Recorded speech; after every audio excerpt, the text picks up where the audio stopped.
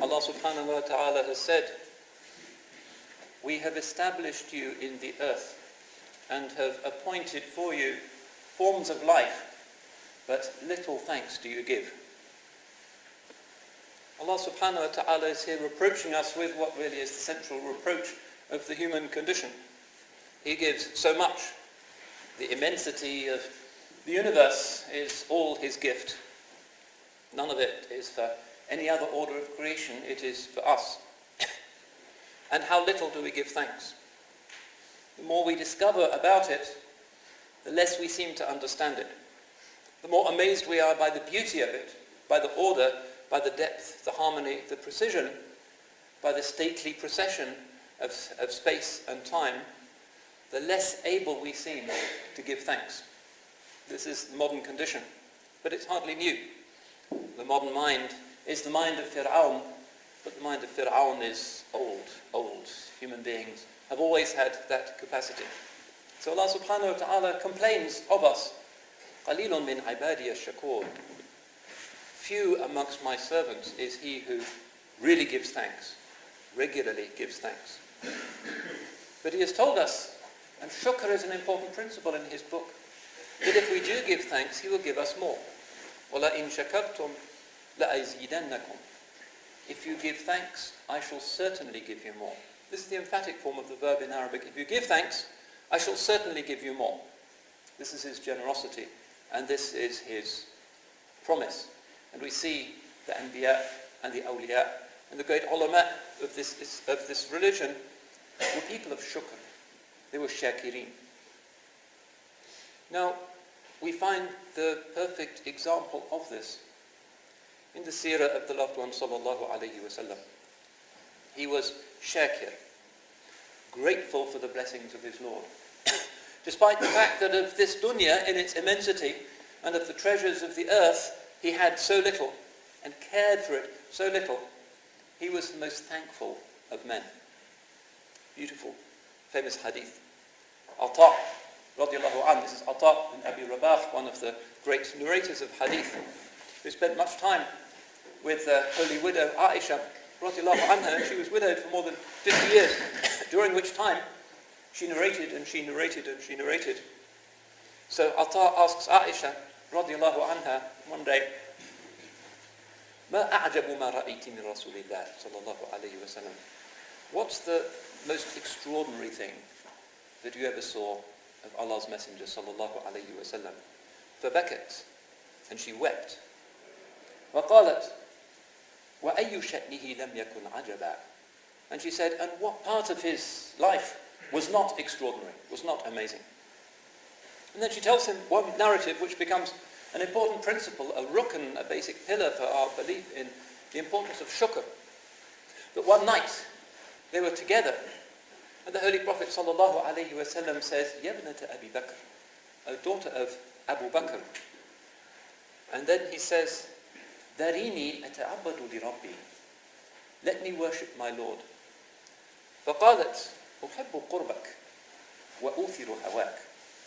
And she says, I love to be near to you, but I prefer your wishes to mine. فأذنت له فقام. And so she gives him permission, and he stands up, فتوضأ, and performs his wudu. Look at this beautiful adab, lesson for how husband and wife should be. فأذنت له, she gives him permission, and he stands, فتوضأ, and makes his wudu. فصلى, and then he prayed, حتى على بكاء فسالت دموعه على صدره. As he prayed, he wept, so that his tears flowed upon his chest. وَلَمْ يَزَلْ كَذَلِكَ حَتَّى جَاءَ بِلَالٌ فَأَذَنَهُ بِالصُّبْحِ. And he continued like that until Bilal came and gave the adhan for subh. فقالت يا رسول الله, and she said, O Messenger of Allah, why is this? وقد تقدم الله لك ما قد غفر الله لك ما تقدم من ذنبك وما تأخر. And she said, why so much when Allah has forgiven you all possible sins? فقال, and he said, يا عائشة ألا أكون عبدا شكورا, shall I not be a thankful servant? أَوَلَمْ يُنزَلْ عَلَيْهِ, was it not to me that was revealed the words, and then he narrates the great verses from the Khawatim Ali Imran, إِنَّ فِي خَلْقِ السَّمَاوَاتِ وَالْأَرْضِ وَاخْتِلَافِ اللَّيْلِ وَالنَّهَارِ لَآيَاتٍ لِأُولِي الْأَلْبَابِ. Truly in the way the heavens and the earth are created, and the succession of night and day are signs for people who understand.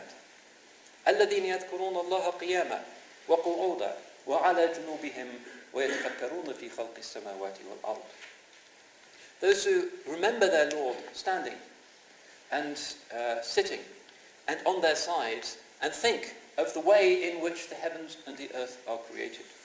And this is a hadith that we remember when we think about the meaning of this beautiful ayah. Now, again, the hadith repays long meditation. There's 2 episodes of tears in it. We wonder why. She is weeping when she's asked this question, what's the most amazing thing you ever saw your husband do? She weeps. There's a soft-hearted, spontaneous, natural, infinitely sincere people. She's natural, she weeps. Why? Well, the commentators say because she misses him, sallallahu alayhi wasallam. It was a real love story. But there's another reason, which is given later on when we find the Holy Prophet, sallallahu alayhi wasallam, weeping. He's weeping in the prayer. Why? It's not sin that is making him weep. Why? Weeping, tears, a sign of distress, a sign of absence, a sign of loss. Why is he distressed? What has he lost? Well, the secret of this is that it is tears of joy and gratitude and not tears of distress. Commentators, when they look at this, relate another story, which is a story of the Bani Israel from long ago, and inshallah there's benefit in it. One of the prophets of the Bani Israel was walking, and marra bi hajar, and he passed a stone, and from this stone there was a kind of spring flowing from on or underneath the stone. فَتَعَجَّبَ مِنْ ذَلِكَ. He was amazed at this. فَأَنْتَقَ اللَّهُ الْحَجَرَ, and Allah gave speech to the stone. And the stone explained why, as it were, the stone is weeping. تَذَكَّرْتُ قَوْلَهُ تَعَالَى. I remembered Allah's saying, وَقُودُهَا النَّاسُ وَالْحِجَارَةُ. Heaven's fuel will be men and stones. فَأَجِرْنِي. So, give me protection. And so the Prophet prayed, and فَأَجَارَهُ اللَّهُ, and Allah gave the stone protection. فَمَرَّ عَلَيْهِ بَعْدَ مُدَّةٍ, and then he passed the same stone after a while. The stone was still producing the spring was constant. فَسَأَلَهَا عَنْ ذَلِكَ. And the stone replied, فَقَالَ ذَلِكَ بُكَاءُ الْخَوْفِ وَهَذَا بُكَاءُ الشُّكْرِ.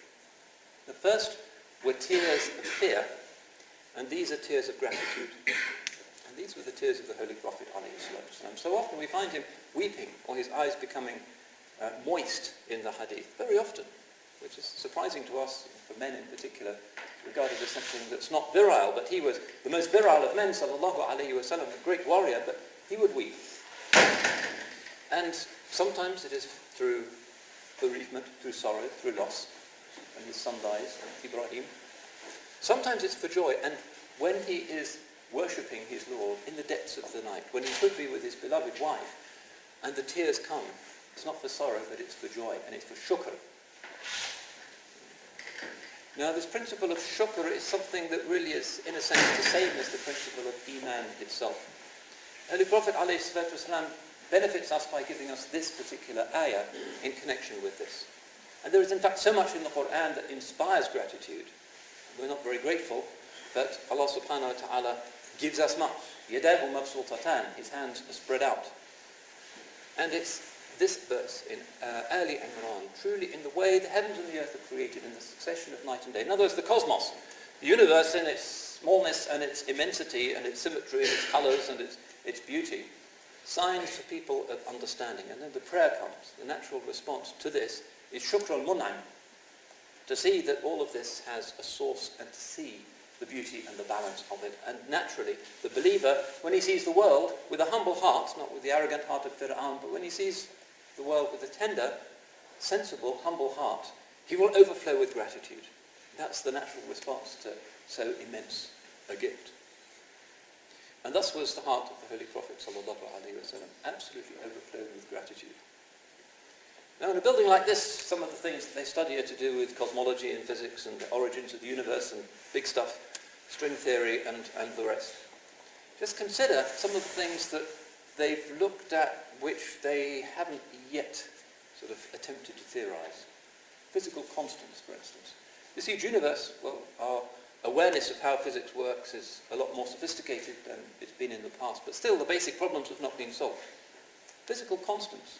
Maybe 25, 30 of them in the world that are just givens. You don't ask where they come from. You don't ask how gravity was set at a particular force. It just is. And it's a constant throughout the galaxies. Gravity is the same thing. And any adjustment to gravity would create a very different universe. A significant adjustment would make the universe impossible. Stars couldn't form, planets couldn't form, and so forth. Look at the constant, and Fred Hoyle, who is connected to this university, astronomer and cosmologist, used to reflect on this, that the hydrogen nucleus, the most basic thing in the universe is the hydrogen atom. Very, very simple. The force that binds, that pertains to the nucleus of the hydrogen atom, if it was increased by only 2%, then, to use their technical jargon, it would not fuse into helium, it would fuse into something called a diproton. And if you can't have hydrogen fusing into helium, you can't have stars. There's not going to be stars, which means the universe is going to be really different and probably impossible. Just 2%, let alone what it could be, 10,000%. 2%, there is fine-tuning. Scientists themselves, they speak of fine-tuning. The universe is fine-tuned. Martin Rees, professor of astronomy at this university, has books on this. The university is fine-tuned. Well, that's a passive participle. It's no maf'ul. Is there an active participle? Is there a fine-tuner? Well, that's not the business of the physicists. Not yet anyway. They're looking at the facts that there are these constants. Fred Hoyle also says the emergence of proteins, primitive proteins, randomness, chance, very, very, very unlikely. So he says in one of his books, the likelihood of a random universe producing just a single simple protein molecule is statistically about the same as, he says, if you have a whole star system and it's full of blind people and they all simultaneously solve Rubik's Cube at exactly the same moment. It's that many zeros of improbability to produce just one simple protein molecule. The emergence of life, they come up with grand theories, they didn't understand it. The emergence of matter, the fine concept, really, they haven't understood it. This is where metaphysics comes in. This is where the deep questions have to be left to religion, to faith, to that deep part of us that contemplates the world and says, Subhanak, ma khalaqta hadha batila. Glory to you, you have not created this in vain. And this is the basis of shukr and the basis of iman. And the opposite of shukr in the Arabic language is kufr. Kufr doesn't even mean unbelief. The kuffar are not really the infidels, as the media like to present them as. No, the kufr is ingratitude, looking at the gifts and not having that basic impulse to say thank you. Now the ulama, just to conclude this discussion, looking at this, and it's obviously pretty fundamental, that we should be shakirin, people of constant gratitude, have said that there's basically three stages to it. If you want to benefit from this principle, which is the basic engine of religious faith itself, first of all, know what's out there, understand it, look, microscopes, telescopes, the mysteries of human relationships, beauty, poetry, Shakespeare, the whole improbability of the cosmos. That knowledge then leads on to the desire to give thanks and the joy.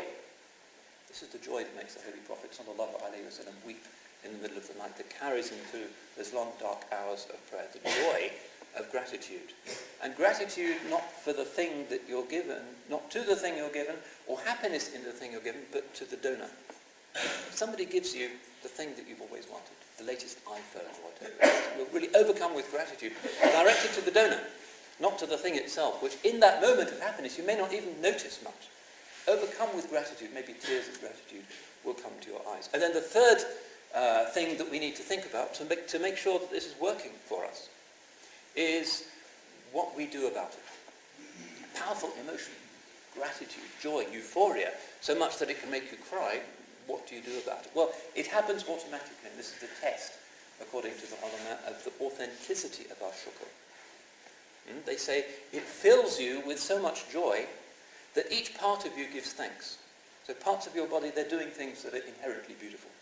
You're really ashamed to do things that could be discourteous to the one who's giving you these gifts. So they talk about shukr al-aynain and shukr al-udhunain, the gratitude of the eyes, the gratitude of the ears. Gratitude of the eyes is that you don't notice people's faults.